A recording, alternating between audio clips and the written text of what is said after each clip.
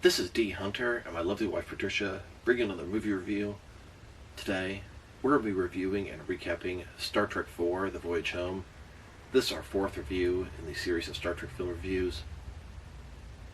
Star Trek IV is the third film in the trilogy of Star Trek films. It starts with 2, 3, and 4. They take place back to back to back in one sort of continuing story. The crew is even still wearing the same clothing from the previous film. Now this film is more of a comedy. It's directed by Leonard Nimoy. He also directed the third one, and I believe both were quite successful. I think this one was actually more popular than the third one. So, the premise, there's a probe going to Earth, and it wants to talk to humpback whales, which are currently extinct in the 23rd century.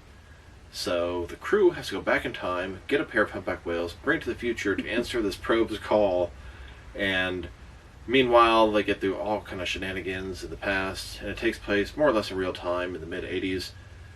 So, I mean, it's a funny movie, and it's a fan favorite. You get a lot of interaction between the crew.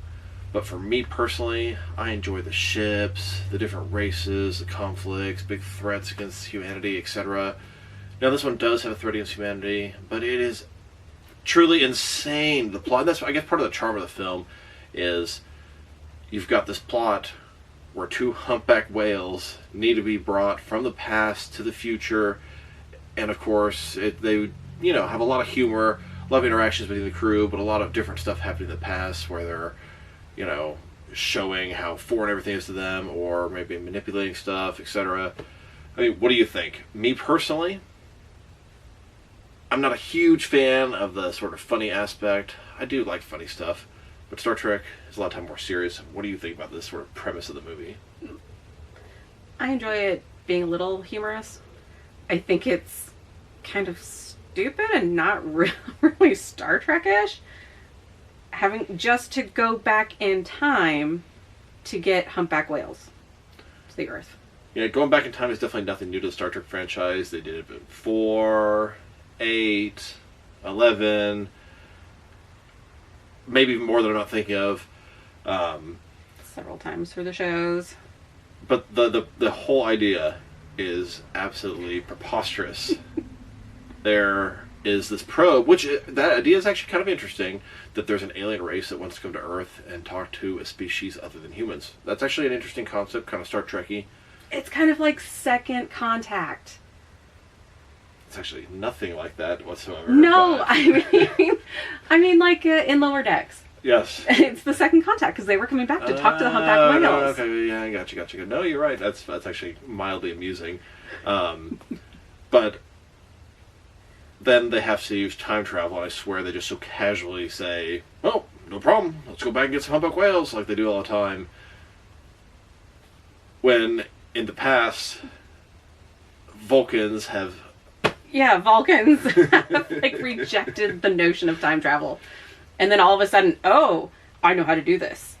Yeah, and in Enterprise they said that, I don't know, the Vulcan Institute of Science or whatever doesn't believe in time travel or determined it's impossible. But, here it is 100 years later. Maybe things are different. It's Spock's, let's go to the past.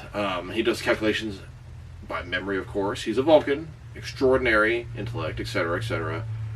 But for me, I almost feel like they wasted a slot in a Star Trek film. I know a lot of you guys are going to say, oh, wait till you get to the next movie. I know what Star Trek V is like. Yes, that is the wasted slot if there ever was one. But for me, there's much I would have rather seen them follow up with Star Trek 3 and do, besides a time travel film for comedy purposes. And it's good. It's lighthearted. They change it up, and it is sort of a family fun adventure for Star Trek. But definitely not one of my favorite Star Trek movies, let's just say that. No. Which is interesting, because I believe the fan base is pretty fond of it. I'm not saying I hate it or don't like it, but it's definitely in the lower half of Star Trek films as far as my ranks go. So let's dig into the movie. The movie starts off by seeing a Miranda-class ship, I think it was the USS Saratoga, and there's a probe going through space, ends up disabling them. The probe heading toward Earth, apparently. This is one of only 2 appearances to see a Star Trek race called an Afrosian. Yes, just a little known fact. Then it moves on to the next scene, which is going to be the trial. Well, not exactly trial, but sort of a meeting between the Klingons and the Federation, discussing Kirk killing the Klingon crew, destroying the Enterprise, etc. in the previous film. And I was kind of displeased by this scene. The scene itself, I mean, was fine. But the Klingons, they were sort of acting like Kirk's this evil, murderous bastard. He killed the whole Klingon crew, stole a bird of prey, etc., etc. And the Federation just sort of standing there. Yes, factual by all means. And the Federation just standing there, not defending him, not saying a word, taking it all. Finally, Spock's father comes out and puts him in their place. He tells them, "Didn't you guys destroy the USS Grissom? A whole different Federation ship crew. Didn't you guys murder Kirk's son? They attacked the Enterprise." I mean, the Klingons were the aggressors pretty much the entire time, as usual. And I found it very interesting, the Federation just sitting there and taking it and not saying anything back to them. They're just trying to keep the peace between the races. Yeah, there's a difference between being peacekeepers and being pushovers. I didn't like that Sarek, of all people, had to put them in their place. You would think the Federation, if they're going to have sort of a trial about this incident, they'd be, I don't know, I mean, here are the More facts. involved? Yeah, well, I mean, here are the facts. The Klingons destroyed the USS Grissom and the entire crew. They tried to steal the Genesis, projects and use it as a weapon. They attacked the Enterprise. They killed Kirk's son in bloody hand-to-hand combat. I mean, I go on and on. Kirk destroyed the bird, didn't destroy the bird of prey, stole it, but it was all in self-defense. He killed the Klingon crew in self-defense. I mean, here are the facts. So, just found that scene a little, Meanwhile, on Vulcan, continuing directly from the end of the third film, they just brought Spock back to life. Well, they put his Katra back into his body. He died in the second one. The third one was all about bringing him back. So, on Vulcan, the crew stole the Enterprise from Starfleet in the last film. So now they're going to have to face court-martial. They have to go back. Kirk talks to each one, and they agree unanimously. They're going to go back. They did the right thing. They're going to face their punishment, but it's worth it to save Spock's life. Yeah, kind of cool. In this case, the needs of the one outweigh the needs of the few or the many, which is illogical, according to the Vulcans. Mm-hmm. Then you see Spock. He's in, I don't know, his house or wherever they are, and he's doing some sort of training module. 6 or 8 computers asking questions continually, really fast, very intense, extreme questions. He's getting them all right. It's sort of Vulcan training, although the computers are very dated to today's standards. His mom comes in, and I think it's the same actress from the original show, and I appreciate that for sure. Mm-hmm. Slips a question there, how do you feel? Because he's partially human. That sort of confuses him, stops him. That computer scene was sort of reimagined in the reboot, I think, 2009 Star Trek film. Kind of cool. I like little Easter eggs and consistency like that. Mm-hmm. Now, then Spock joins them. They all decide they're going back. He's going to stand with them. And tries to talk to McCoy about life and death. He says, pretty much, you have no common point of reference to speak to me about. McCoy's like, I have to be dead to talk to you about death. And, just one of many jokes to come in this film. And I enjoy it to a point. It's one of those you really don't know what he's going through unless you've been through it. Yeah, but at this point, they're heading back to Earth. They're going to face the consequences of their actions. But, of course, the plot dictates something different. Meanwhile, back on Earth, the probe is arriving. It's completely destroying the planet, destroying the atmosphere, evaporating the oceans, and honestly, it doesn't really make any sense in my head. We have this alien species in this giant, enormous probe. Cool, fine with all that. It wants to talk to whales. Okay, cool, fine with all that. We go to the planet, and it's destroying the atmosphere, evaporating the oceans that the whales live in, that it wants to contact, that it's unable to contact, so it's going to destroy their homes. I just saying, it doesn't make any sense at all to me. But then at one point, someone came up with, it doesn't realize what it's doing to the planet. Which I never really heard any. Personally, I must have missed that line in the film. I mean, I've seen this one plenty of times. I don't know how they would have ever determined that, and the side effect that it's doing that, I don't understand. If the whales had responded, it would not be doing that, because it's been to the planet before. Just like you said, this is second contact. I doubt it destroyed the oceans before, because it was obviously communicating with the whales, so it's just weird thing that doesn't add up in my personal head. So next, Kirk's on the bird of prey. They're heading back to Earth. And of course, there's a planet-wide distress signal telling you stay away from Earth, your ship will be disabled, destroyed. Kirk's sort of like, oh my god, it's Earth, it's our planet. So they play the probe signal, and Spock's kind of like, something sounds familiar about that, so he goes down to lower decks to access computers. And another thing absolutely ridiculous about the film, Spock, by memory, seems to recall what a humpback whale sounds like, which has been extinct for well over 100 years, on a planet that he's not even from. Why would he ever have even been exposed to that information? I'm not saying Vulcans are not extraordinary, they photograph memory, they retain everything they read, sure, but there's a million, trillion, billion things more useful for him to know, like Klingon foot fungus would be more important to know than the sound of a humpback whale, which is extinct right now and is completely irrelevant to anything ever that he would be exposed to in Starfleet. Just kind of mildly amusing that he was able to recall that by memory, what it was, even though it sounds different underwater. Vulcans are extraordinary, great.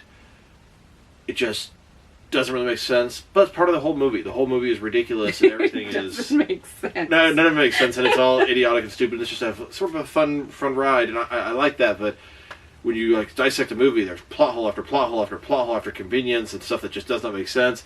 Speaking of, then once they find out they're humpback whales, Kirk, just, I swear, so casually is like, "That's no problem. We can go back in time and get humpback whales." And it's like, what?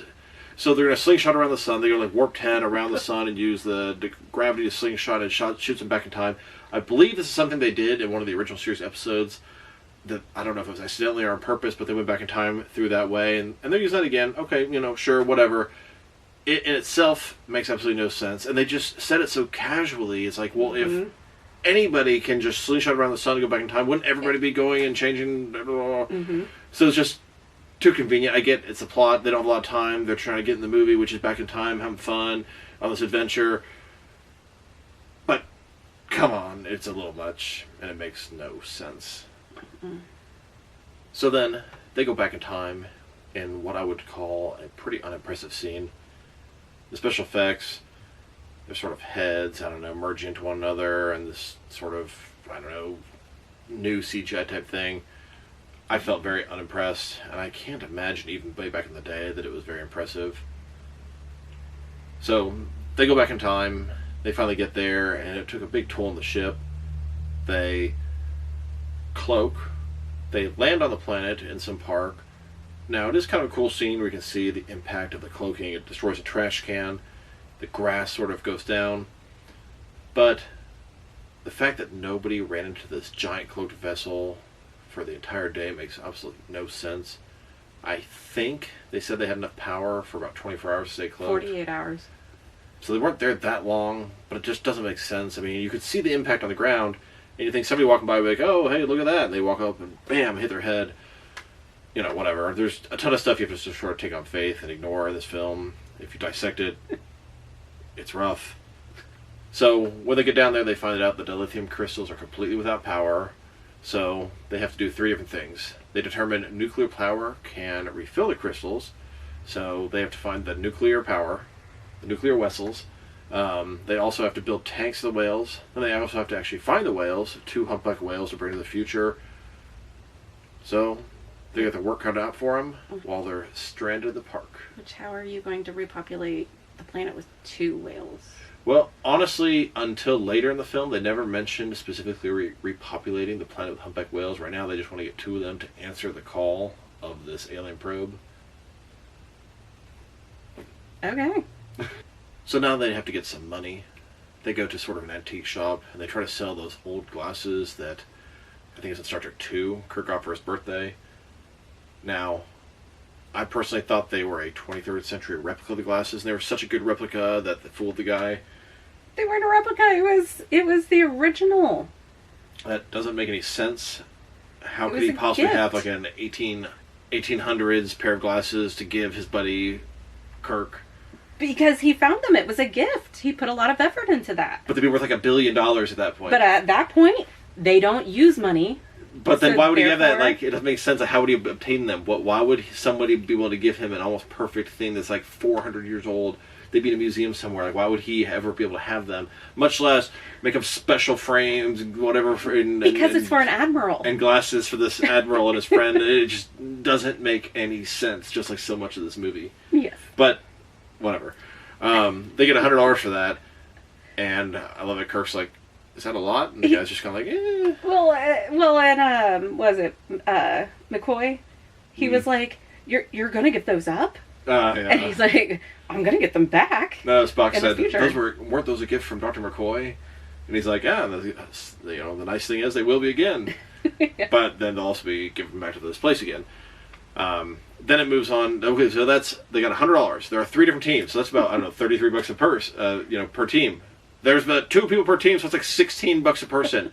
Yes, this is the mid '80s. $16 is still not very much money. They're not gonna get very far. It's like enough for like all of them to eat like one time. Like, come on. So then you see Chekhov and Uhura on the streets, and they're walking up to everybody. Hey, do you know where the nuclear vessels are? Of course, he's nuclear vessels. He's Russian. He can't say it right. It's all so funny. I mean, it's kind of dumb. It's mildly amusing. You know, the nuclear vessels. It's what he's known for. But I don't remember him talking like that in the old show. Just the movies. Anyway, there's a cop in the background just sort of watching them. They're going up to everybody. Hey, where are the nuclear vessels? The nuclear base, and he's just kind of like staring at them. It's mildly amusing. It's awkward. And some of the humor does hit in this movie, and a lot of it actually does. It's, mildly amusing. That's the best I can describe it. The cop's just sitting there. It's not like they ever do anything like he follows them, but they're very noticeable. Let's just say. Mm-hmm. So then we're on the bus, and we see Kirk and Spock looking for whales. They know where they're going now. They saw some ad for the aquarium, and they're heading there. Spock's, of course, talking to Kirk. I noticed your language has changed. You got here. You're filled with a bunch of colorful metaphors, and they're talking about profanity and swearing, and I kind of enjoy it. Kirk's jumping right in. I double dumbass on you earlier in the film, and it's just kind of stupid. It doesn't hit too much funny. I mean, mildly amusing at best. I see it. So we've got some punk on the bus, and he's got his big old boombox, loud, offensive music, and Kirk is this stereotypical older adult. Hey, will you turn that down, son? And of course, the guy ignores him, turns it louder, and Kirk has him turn down. He gives him the middle finger, and it's kind of amusing. And then, of course, Spock traditionally gives him the Vulcan neck pinch, has him pass out on top of his boombox, and the entire bus claps for him. It's a scene that everyone will remember from this film. It's amusing. I like it. I like the Vulcan neck pinch. Now, if you guys haven't seen Picard Season 2, they actually reimagined this exact scene. Well, not exactly, but they bring the same actor back, being on the bus, being super loud. They ask to be quiet, and I don't know, he sort of like flinches and looks at his neck and turns his music down. I love Easter eggs like that. And Star Trek is filled. Yeah, Star Trek is filled with stuff like that, and just pretty cool. So, Kirk and Spock get to this aquarium. They jump into this tour about the whales. The woman conducting the tour introduces character. She's the mom from Seventh Heaven, and it's funny, the captain from the first film is the dad from Seventh Heaven. Always found that amusing. So they're learning about the whales, asking all kind of questions, how they're being hunted, etc., etc. At one point, at that point in time in the 80s, I remember it was a big thing about conservation and wildlife, saving the wildlife, and then the whole nuclear thing too. But anyway, so it was saving the wildlife, being reduce, reuse, recycle. So at one point, she's talking about the whale song and how they're singing. They don't know what they're singing to, and she's like, maybe they're singing at that man in there. And Spock's in the tank, what appears to be mind melding with the whale, which, you know what? Kinetically, it kind of makes sense. It'll work. So he's, your mind to my mind, your thoughts to my thoughts, contacting the whale, finding out how they feel about the woman there, the place, finds out the whale's pregnant. Of course, she's super upset because somebody's in the tank, disgusting, dirty, and messing with the whales. She gets up there, Spock's out. She's like, what are you doing? What are you doing? And he's like, oh, we were talking to the whale. And so basically she kicks Spock and Kirk out at this point. Mm-hmm. Understandably so. She's very overprotective. She's already sort of crazy about the whale. I get it. It's a profession. A lot of people passionate like that. So she's leaving to, go home, I guess. She sees them walking outside. She stopped her pickup truck to pick them up. That doesn't make any sense. Like, Sure, stranger danger. I'm not even talking about that, but these guys already established they're weirdos, they're crazy, I don't know what. She kicked them out, and then she stops to pick them up, gets them both in the car. Two adult males with this woman that are sort of crazy. It seems like a bit much. Whatever, that's fine. But she wants to know what they were doing and who they're with, and starts talking to them, asking all these questions. Of course, at one point, Spock drops his bomb. Gracie's pregnant. She slams on the brakes. How do you know this? She told me. And I don't know. She's sort of buying it. She thinks they're crazy. It's preposterous, but he knows things, so she's open to listening. Then later they drop Spock randomly off in the park, and he's like, oh, it's his way. He'll be here. He just walks around. Like, she's kind of like, oh, okay. And I don't know why, but Kirk suggested, let's discuss this over dinner. He actually discussed the three of them discussing over dinner. I mean, I guess he doesn't really understand. Don't know why. He's a ladies' man. Okay, sure, but I meant financially. But I guess he's not thinking money. They don't have money in the 23rd century. So they have dinner. They go have pizza. Of course, there's Kirk and the woman. And he lets it all out. She asks him who he really is. Because she's so skeptical. But and he has to prove it to her. He can't prove anything. So he sounds like he's even crazier than she thought before. But he tells her he's from the future. 200 years in the future. She asked where he could take the whales to, because he said he could give them a better home. And he says, it's not where, it's when. And he said, all right. And he lays it all out there. He's from the future. They need a pair of humpback whales, repopulate species, save the planet, take them to time travel, blah, blah, blah. And she's just like, okay. And finds out the whales are getting ready to be released, I don't know, the day for tomorrow, real soon. So he has to act quick. And of course, then they rush out of there. They get the pizza to go because he has to tell the crew they have to get moving on everything right now. And of course, she's like, "Who's going to pay? Who gets the bad news?" What the waiter asked him, and she's like, "Let me guess, they don't have money in the 23rd century." And he's like, "They don't." Yes, some of the jokes hit home and they're amusing, and it's not all bad. And I'm not trying to say the movie's bad. It shows you how much society has grown, and that's part of the whole appeal of Star Trek franchise. Yes. Have this vision of humanity in the future and things going well, and we don't need money and greed and war. It's great, and I like it. And they reference it here, and well done. So these jokes, they hit for me. Mm-hmm. So Kirk and Spock are making progress on obtaining the whales. Let's see how the other teams are doing. At one point, you see Sulu, and he's meeting with an old helicopter pilot, learning how to fly that thing, and that's how he's going to transplant that tank to the bird of prey. Meanwhile, Scotty and McCoy go to this, I don't know, facility where they make panes or windows or tanks. They pretend like they have this tour. Of course, they don't get the tour. At the end, Scotty shows them how he can make brand new kind of material. It's an amusing scene. He goes to the computer, tries to speak to the computer. Of course, that doesn't work. Then he tries to use the mouse, speak into it like a microphone. Of course, that doesn't work. Then they tell him use the keyboard. And he's like, oh, keyboard, how quaint. Cracks his fingers, goes nuts on the computer, pulls up all these plans. Honestly, doesn't make sense because he would have and no clue how to use a computer. But it's fine. And the programming is totally different too. Exactly, that's my point. He just starts typing some stuff and just does all this crazy stuff. It doesn't make any sense. But he's an engineer. Yes, it makes sense. Whatever. So they show him how he can do 1-inch thick transparent aluminum that can hold thousands of gallons of water and whales and all this pressure, and pretty much give him the secret that could turn him into a millionaire.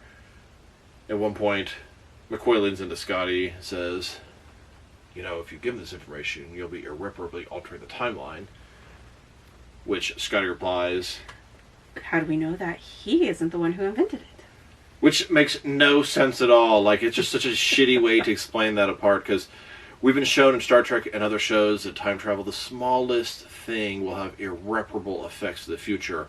One little change can drastically alter everything. And that they would have remembered who invented this, who invented this, who invented this. Well, I mean, transparent aluminum, I can't imagine that's that useful in the future of those ships, but I mean, he knew. Spock would have known. Yes, exactly. But that's just such a bad way to sort of just explain that away. The odds are astronomically unlikely this guy would have been the one to come up with that. And I don't know, whatever.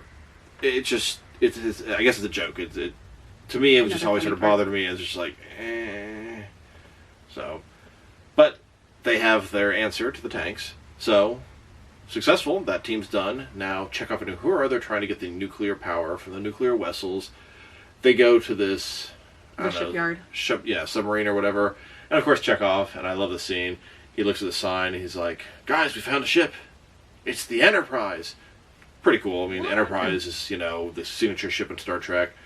Enterprise is destroyed. They're down there. The crew of the Enterprise, and of course, they find what they want on the Enterprise. They're always destroying the Enterprises. Not yet. They've only done it once so far. There are plenty of I don't letters wanna left in the spoil. alphabet. I Yes. don't want to spoil because they. Mm-hmm.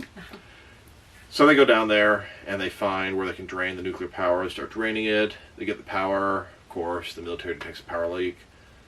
Of course, something's wrong with the transporter and the bird of prey, so they have to beam him one by one. He has Uhura go, ladies first, with the power. She gets up there. Then, I don't know why, the transporter messes up or something. They can't get Chekhov over. He gets arrested, but tries to escape, falls, hits his head. Then they take him to a primitive hospital where they're planning to do old school primitive medicine. Not going to save his life, to say the least. Meanwhile, the doctor from the aquarium, she finds out they had already released the whales. Her boss told her he wanted to spare her feelings, not have a media circus, and she is pissed. She slaps him, and she immediately goes to the park to tell Kirk she thinks maybe they could save the whales. She's in the park, and I think she runs right into the cloaked ship, sort of falls off the ground. And you would have thought people would be doing that all day long. How has she not ran into it with her truck driving through the park several times? Yeah, they could have actually killed people driving right into there. Just another thing in the movie that doesn't really make sense when you think deep into it. So she's screaming for Kirk, screaming for Kirk. She actually sees them dropping the transparent aluminum, the huge thing, into this cloaked vessel, and she's kind of like, what the hell? So Kirk goes outside, talks to her. She's like, the whales released, etc., etc. He asks for the frequency of their transmitter. She reluctantly gives it to them. And then Kirk beams onto the bird of prey in a scene. This is kind of cool. She bear hugs Kirk and gets transported on with him. Mm-hmm. I always thought that was kind of a cool part. On the ship, he doesn't really have time to deal with her right then, so... They're still trying to find Chekhov. Yep. He tells her about Chekhov, that they're a man down, and so she offers to help them get him. They go to the hospital, they get the scrubs put on. Of course, Dr. McCoy is the best at pretending to be a doctor. There's a funny scene where he finds a woman with kidney dialysis, gives her a pill, and then later you see her, and everything's fully functional. It's primitive medicine of the 20th century. So they find Chekhov. The doctors are talking about cutting a hole in his skull to relieve the pressure. McCoy's like, my God! It's amusing. The delivery's pretty good. Those are some jokes that actually work for me. He is, talking about the Dark Ages and primitive medicine. So they push all the doctors into the room, lock them up. They get Chekhov and get the heck out of there. Actually, all he had to do was put a little device on his head. Totally got him good to go. Then they get him on a stretcher, get out of there. Kind of funny chase scene. The cops chasing them down the hospital. They go in the elevator. Then they all beam out. Bam, good to go. They're going to part ways with the doctor. I don't know, for some reason it doesn't happen. They go. They find out the whales are being hunted right then and there. There's a ship firing the harpoon. Hits a cloaked bird of prey. They decloak, scare everybody. Beam up the whales, the water. Everything's good to go. Spock has to do his calculations to go to the future. He does it by memory. They ask him to guess all this stuff. It all hits home pretty good if you know Spock, Kirk, Vulcans, the relationship. It's all very well done. They slingshot around, go back to the future. Of course, their ship has no power because of the probe. They crash straight onto the planet, land in the water. Kirk heroically has to go swim underneath, release the whales, but it's all said and done. They have this happy moment. They're all smiling, swimming, laughing. The whales and they're splashing around. Big happy ending. You see the probe turn around. All the disabled ships are turning on. Space dock's back up. The planet's good to go. The atmosphere, everything just miraculously fixes itself immediately. Cool scene. They save the day. Everything's exactly like it should be. The end. Well, not quite. So we've got one last scene in the film, and that's sort of the trial of Kirk and his fellow officers. They're, the Starfleet Court or whatever it's called. Same location as the beginning. Yeah. So they pretty much, Spock decides to stand up there, and they said, Captain Spock, you are not part of them. And he's like, I stand with my crew. And he's like, okay, sure, whatever. So they pretty much tell him, after they saved the planet, the galaxy, all the chargeable are dropped, so everyone except for Kirk's off the hook, and Kirk's in trouble with, I think, not following direct orders or disobeying them, And for that, and it's all sort of planned this way. They know what he wants, what he's good at. They tell him they're going to demote him from admiral to captain and reinstate him as captain of a starship. Skills that he's proved he's good at time and time again. But really, they all know that's what he really wants. So it's sort of his reward for saving the universe, or saving Earth. And it's very fitting. They tie this up in a nice little bow. It does end the trilogy nicely, as the entire time Kirk wants to be the captain, takes over the Enterprise, gets the Enterprise destroyed, etc., etc. And they're going to go get their new ship, their assignment. I do love this scene. It's a very feel-good moment. Almost get goosebumps because, of course, the Starship Enterprise is like the 8th member of the crew. It's a very important character. They're talking about getting the Excelsior, and they're in the shuttle, and just as it's going above the Excelsior, bam, you see that classic Constitution ship, NCC 1701, USS Enterprise A. So, plenty of letters in the alphabet. That's how they sort of start the new ships. Of course, in the Next Generation, they're on the Enterprise D, so we've gone through A, B, C, D. We've now seen E. I don't know, F's about to be in Season 3 Picard. So, pretty cool. Setting up everything sort of being status quo again. The crew, the ship, everything back to the way it's supposed to be. This ends the movie. Barbara, what do you think of it? How would you rate it? That bad, huh? Yeah. What did you think of the movie? I mean, me? I enjoy it, but I don't think I enjoy it as much as everybody else. To me, I feel like it's a wasted slot of a Star Trek film. It does so much stuff that I personally didn't exactly care for, and as it's going, some of it hits good, some of it's just mildly amusing, some of it's a little flat and doesn't really do too much for me. There's other things I would have rather seen. Star Trek 5 is obviously the worst one. I think Star Trek 4, of the old films, is probably my second least favorite one. It's a toss-up between Star Trek 4 and 1. Which one would you rather watch? Oh, 4. No, not the 1, no. I get it. 1's boring, but yes, it deals with more things that does I like. The ships see and more seeing where the crew is, after all these years and this, that, and the other. I mean, you're right. Rewatchability, 4 has a better pace, and it's probably more enjoyable to rewatch.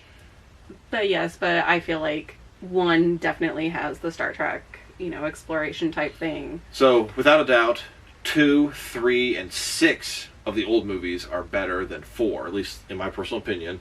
I would perhaps say 1 is better, but rewatchability is not as good. Insurrection is probably worse than Voyage Home, at least in my book. I just personally don't like that one at all. But we're not there yet. But a lot of people love the Voyage Home, and I get it. It's fun. It is a fun movie. I get it. And it's, has that 80s kind of vibe to it. Worked out good. I know my cousins, huge Star Trek fans, they always told me that was one of their favorite ones. I don't know. Just to me, 2's the best, then 6, then probably 3. Depending on how I feel, probably 1, and then 4, then 5, as far as ranking the old 6 movies. So if I were to rate this movie, I want to say 6 out of 10, but maybe I'm going to give 5.5 out of 10. I mean, it's not bad. It's not. So I don't want to be shitting all over this thing. I'll probably give it 6 out of 10. I like it for what it is, but I wish it was something else. Exactly. I'd probably go 6.5, maybe. The idea is kind of stupid. Well, the idea is extremely stupid.